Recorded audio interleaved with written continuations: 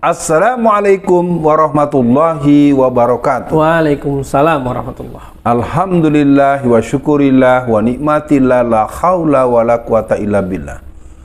Pemirsa, hari ini kita akan kembali membacakan berita dalam acara Dibacain Berita. Mantap. Bung kameramen, disilakan. Baik, Bung Alfian, ini ada berita unik nih Bung Alfian dari detik.com. Selasa 25 Oktober 2022. Judulnya Bung Alfian, wanita bercadar bawa pistol coba terobos istana negara. Waduh. Bagaimana respon awal Bung Alfian mendengar ada berita ini Bung Alfian? Bismillahirrahmanirrahim. Pertama ada ganjalan normatif ya. Biasanya anak-anak muslimah ya, wanita bercadar itu sangat menjaga adab dan akhlak Islam. Ya. Artinya dia nggak akan jalan sendirian. Nah, betul. Ini juga dari pertama sudah menjadi catatan buat siapapun. Al-mar'atus sholihat, dalam rumus wanita sholihat itu, apalagi yang bercadar, dia tidak membiasakan dirinya berjalan sendirian. Itu pertama. Yang kedua, sendiriannya pun di tempat yang relatif ada detektor, ada CCTV, ada pengamanan, dan ada juga suasana yang boleh dilihat dengan ring 1, ring 2, ring 3. Jadi silakan saja dicerna oleh pemirsa sekalian. Iya Bung Alfian, ini kok saya lihat seperti kasus berulang ya Bung Alfian. Jadi kita pernah ingat ada yang menerobos masuk ke kantor polisi juga Bung Alfian. Betul. Ya, ya lagi-lagi pakaiannya Islami, bercadar, kalau yang laki-laki jenggotan, celana cingkrang. Nah ini gimana Bung Alfian? Apakah mungkin ini ada maksud tertentu Bung Alfian untuk menyudutkan para pengguna pakaian tersebut? Nah itu satu Bung Alfian. Yang kedua, tapi benar yang Bung Alfian sampaikan, ini sangat janggal dan menurut saya kalaupun dia betulan teroris Bung Alfian, kok nggak profesional gitu Bung Alfian? Masa sih seorang teroris nyerangnya lewat depan begitu? Pasti kan dia menganalisa dulu dong, kapan nih waktunya sepi, gimana nih caranya biar masuk, gimana nih caranya biar nggak ketahuan. Ini mah kayak nyerahin badan gitu Bung Alfian. Ini kan lucu gitu Bung Alfian. Bagaimana Bung Alfian? Bung kameramen mau jadi stuntman nih. Pemirsa, saya perlu membacakan ini secara penampakan ya, karena bagaimanapun peristiwa ini menunjukkan kalau bahasa kita anak Betawi ini kekonyolan, norak, ya, terus kalau bahasa anak-anak gaul nggak mungkin keles gitu ya. itu mungkin harus diperhatikan. Pertama, yang paling tidak bisa diterima adalah ketika senjata tersebut diambil oleh aparat tanpa pelapis. Nah, itu menimbulkan kemungkinan terjadinya ketika nanti ada penyidikan atau penelusuran lebih jauh, ini sidik cari siapa. Betul. Kita lihat betul gitu kan. Yang kedua, wanita ini juga kelihatannya tidak menunjukkan tampang apa ya, kalau bahasa saya yang juga lama menjadi guru pendidikan atau dosen pendidikan, dari aspek performance dia tidak memberikan ekspresi sebagai orang yang punya misi, punya nilai, punya energi militansi, nggak kelihatan. Pandangannya kayak kosong malah. Datang dengan tampang lugu, dan kemudian juga polisi yang mengamankan cuman satu orang gitu kan. Biasanya kan apa-apa, saya saja dulu dikawalnya sampai 58 orang. Padahal saya nggak bawa apa-apa, saya nggak ngapa-ngapain. Jadi memang lucu-lucuan ya. Jadi buat pemirsa, berita ini baik dilihat dengan kesabaran dan berserah kepada Allah Subhanahu wa taala. Dan yang kedua, kita harus belajar bahwa Allah mengingatkan, yuriduna liyutfi'u nurallahi biafwahihim wallahu mutimmu nurihi walau karihal kafirun. Ini upaya untuk memadamkan cahaya syariat Islam, cahaya agama Allah. Iya Bung Alfian. Ada yang bilang juga Bung Alfian, kalau saya lihat di sosial media, ini ada yang bilang pengalihan isu Bung Alfian.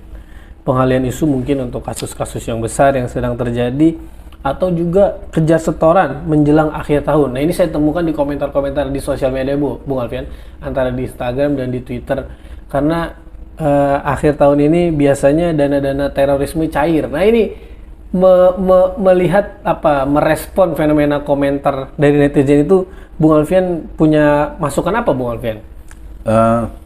Ya yang jelas kalau bahasa hukum silakan tuh petugas tuh cari tuh yang ngomong-ngomong begitu tuh. Ya jangan sampai kita yang berkomentar dengan datar, dengan tenang, lalu kita dilihat sebagai orang yang punya pandangan-pandangan permusuhan.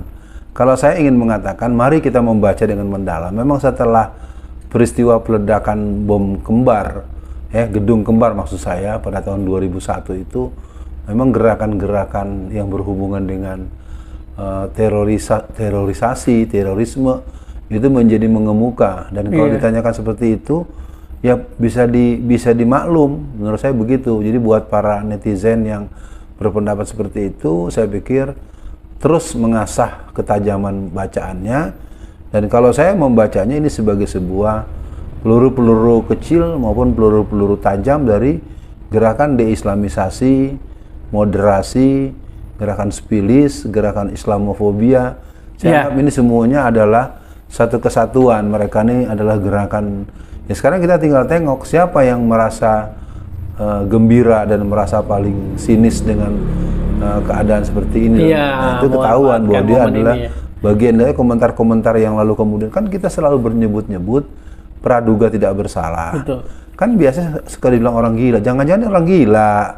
Ya, kenapa nggak dibilang orang gila dulu kan? Orang gila jalan-jalan ke situ gitu kan. Begitu Bung Kameramen. Iya, karena yang dituju istana, Bung Alfian. Kayaknya nggak cepet-cepet dibilang orang gila.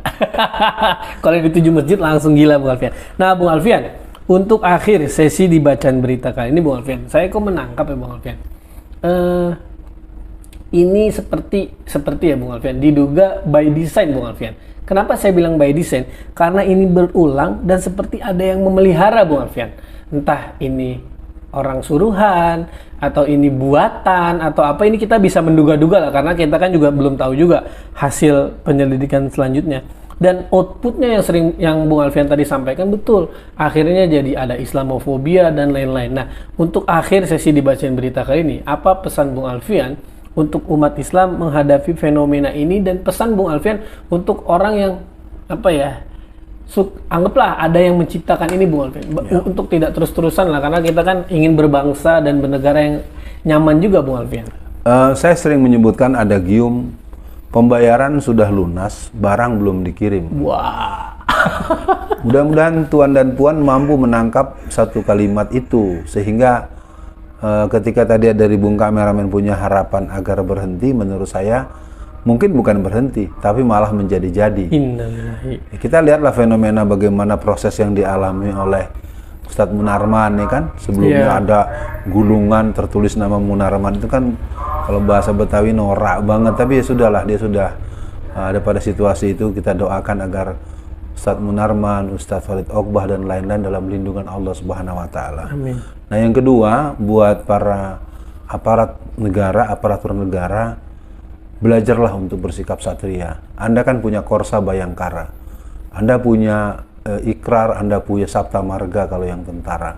Betul. Ayo dong, kita punya Zat yang maha segala maha yang melihat kelakuan kita. Berbohong, kebohongan, fitnah, bagaimanapun kalau Anda petugas-petugas itu Muslim, Anda akan berhadapan dengan kemarahan Allah. Betul. Dan siksaan malaikat yaumul jaza. Ya, dan Anda pasti menurut saya akan mengalami fi nari jahannama khalidina fiha abada. Saya pikir ini harus saya ingatkan betul. Wahai aparat-aparat yang bertugas di lapangan, saya tahu betul bahwa jumlah kalian tuh di 90% itu adalah agama Islam. Taat pada pimpinan betul, taat pada komando adalah betul. Tapi kalau komando Anda bertentangan dengan Pancasila, ketuhanan yang Maha Esa, kejujuran dan keadilan, Anda harus katakan tidak, Pak, ini tidak benar.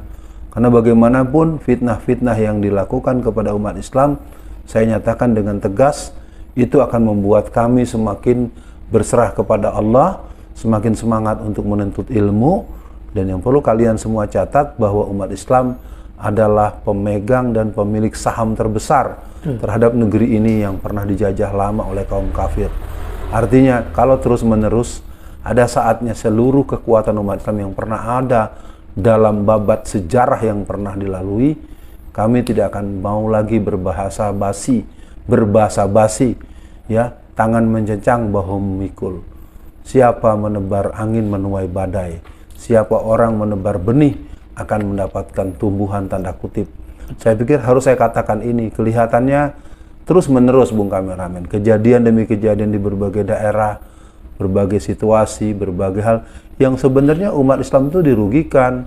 Barangnya rusak, masjidnya terbakar atau dibakar, pasarnya terbakar atau dibakar, anak-anaknya dibunuh, hilang pekerjaan. Jadi kita sudah mendapatkan kejahatan yang bertubi-tubi, lalu kita dituduh lagi. Siapa menuduh, siapa dituduh, itu mungkin satu syair yang kelihatannya perlu jadi perhatian. Dan mungkin di penghujung akhir ini, kepada seluruh kaum muslimin, mari kita perkuat hubungan dengan Allah, buatkan mata kita semakin melihat dengan terang dan telinga kita menyerap dengan baik. Kita jumpa di sesi lain. Assalamualaikum warahmatullahi wabarakatuh.